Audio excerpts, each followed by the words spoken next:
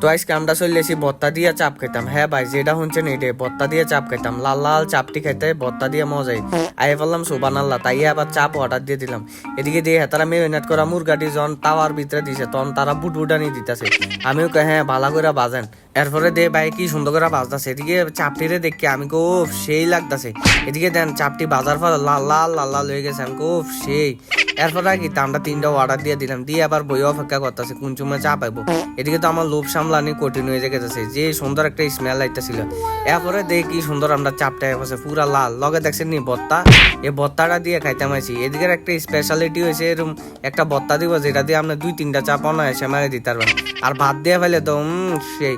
এদিকে সাদ্দাম আর মুজাম্মেল মিল্লা যে একটা কামড়ি শুরু করে দিচ্ছে। এরপর আমিও বাদ যেতাম কই, এবার আমিও মুখ ঢুকে লিতেছি। আমি সস দিয়ে লই একটু খাইতেছি। এরপরে হেতার ডেনাটা ভাঙ্গা সিরা লিলাম, মানে উইংস আর কি, সিরা আবার কামড়াই লইতাছি। দে ভালাই লাগতাছে। এর লগে দেন আমার ছোট ভাই মুজাম্মেল কেমনে ভর্তা লইয়া ডাইরেক্ট মুখ ঢুকে লইতাছে। হাতে ভর্তা খাইছে 2-3 কেজি। এদিকে সাদ্দামও গিতা জানি হাতে হাতে খাইতাছে। এরপর আমি মুরগাটা লই আমরা দিতেছি কেরম সফট। এরপরে দেন স্পেশাল সে ভর্তাটা। ওফ, এটা দিয়া জন লুচি দিয়ে ডাইরেক্ট মারবেন, ভালোই লাগবে। এরপর আর কিতা মুরগাটারে ভাঙ্গা আপনারা লোপ টোপ দেয়া সুন্দর করে একটা স্পিড দিতে দিতে বাস বাইর চলে এলাম টেসলাত বইয়া। আল্লাহ হাফেজ।